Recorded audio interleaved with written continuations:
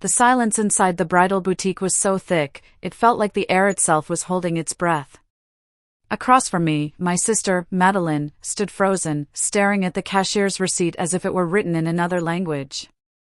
The glowing number on the screen didn't lie, a credit limit in the millions, and a current balance that made her knees slightly buckle. "There must be some mistake," she murmured, reaching out with trembling fingers. The cashier, a poised woman in her 60s named Mrs. LaRue, smiled with the ease of someone who'd dealt with Beverly Hills' wealthiest for decades. "No mistake," she said smoothly. "Miss Walker holds one of our platinum black cards. You don't see limits like this very often." She turned to me with professional warmth. "Would you like your alterations expedited, Miss Walker? We can have everything ready by tomorrow afternoon." I gave a quiet nod, my face unreadable. "That would be perfect, thank you." Madeline's expression flickered between confusion, disbelief, and something dangerously close to fear. She had spent the last 8 months making sure I knew just how successful she was, planning her extravagant $200,000 wedding to Marcus Hawthorne, the tech executive she paraded like a trophy. Meanwhile, I was painted as the struggling, artsy black sheep, barely scraping by as a freelance designer in a dingy studio apartment. At least, that's what everyone thought. But the truth? For years ago, I launched a tech company, Nova Edge Systems, from that same so-called cramped apartment. A software company built on artificial intelligence, marketing automation, and predictive analytics. It had grown into a billion-dollar empire. Forbes, TechCrunch, Wired, they'd all covered us. But my family had no idea. Not until now. "Ellie," Madeline's voice cracked as she clutched the receipt. "Where did you get this card?" "High net worth banking," I said with a shrug, adjusting the strap of my worn leather bag.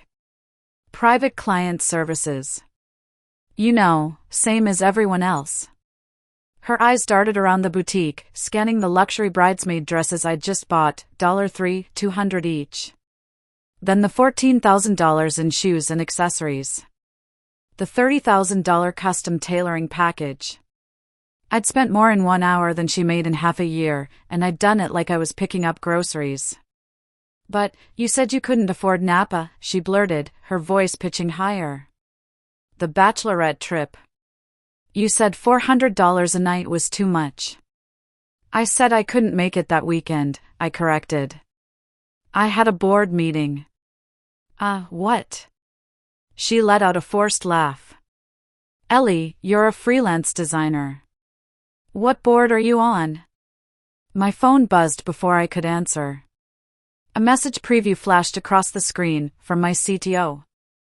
"Ellie, the Microsoft partnership just finalized.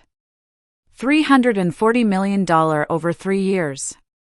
They're integrating our algorithm across their global ad network. The team is celebrating. Congratulations, boss." I swiped it away quickly, but not fast enough. Madeline had seen it. Her face drained of color. "Microsoft," she whispered. "Ellie, what the hell is going on?" Mrs. LaRue, ever the professional, began folding the dresses into branded boxes, though her ears were definitely not missing a single word. "Miss Walker," she asked gently, "shall we deliver these to your usual address?" "Yes. The penthouse on Wilshire. Unit 4701. Madeline's jaw practically hit the marble floor. "Penthouse? You told everyone you lived in a tiny studio." "I do still work there," I said truthfully. "It's where I built the company. I go when I need to focus. But I live in the penthouse." Then, of all people, Marcus called. Her fiancé. Directly to my phone. I answered. "Marcus?" "Ellie, thank God you picked up," he said, his voice bubbling with excitement. "We just came out of a venture meeting. Nova Edge is the talk of the valley. Everyone's scrambling to partner. My firm is desperate to get in on your Series D." The silence in the room went nuclear. "Marcus," Madeline hissed, stepping toward me. Why are you calling my sister about your firm's investment strategy? There was a long pause. Then a confused Marcus said, Wait. You're with Madeline right now? I nodded slowly. We're at Valentina's. Dress fitting. Marcus sighed. Actually, perfect timing. Ellie, congratulations on the Microsoft deal, $340 million in licensing? That's unheard of. We'd like to offer a 20% valuation premium to lead your next round. Madeline physically staggered backward. Is this true? She whispered once I ended the call. You're actually rich? I finally met her eyes. Do you remember when Dad said my degree was a waste? That tech wasn't for girls? That I'd never make real money? She nodded weakly. Well, I made it. I built something extraordinary. And I kept it quiet because every time I tried to share anything, you all shut me down. She sank into a velvet chair, eyes glassy. Dad's losing the house, Ellie. He took out a second mortgage for the wedding. Mom was going to start working again. And you could have fixed it in 5 minutes, I finished for her, the guilt sinking in. We moved to a quiet cafe after that. Away from the boutique. From Mrs. LaRue. From the silent audience. That's where I told her everything, from ramen-fueled nights writing code, to signing contracts with companies like Netflix, Google, Uber. I told her about the real estate I bought. About how Phoenix Digital employed over 400 people. About how my company generated millions every week. Her hands shook around her coffee cup. Ellie, how many homes do you own?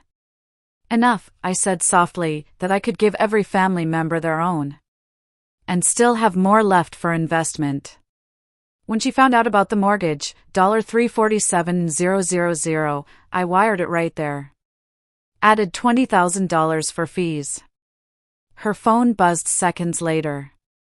You just paid it? She gasped. Ellie, that's more than some people earn in a decade. Phoenix makes more daily, I said calmly. But my biggest regret? Not helping sooner. Because I didn't know. Because none of you ever told me. Tears filled her eyes. I'm so sorry, she whispered. We judged you. All of us. You were right there all along, quietly building an empire. And we treated you like a charity case. I reached for her hand. Just treat me like your sister. That's all I ever wanted. Weeks later, I stood beside her in a gown I'd paid for, watching our dad, debt-free, walk her down the aisle. During the reception, Marcus's partners approached me with respect in their eyes. And Mom? She started the hiring process with Phoenix Digital as a senior consultant. That day, my sister raised a toast to the people we love, who sometimes surprise us in the most extraordinary ways. She meant me. I used to think building Nova Edge was about proving everyone wrong. But now? It's about showing the people I love what's possible when you stop hiding who you really are.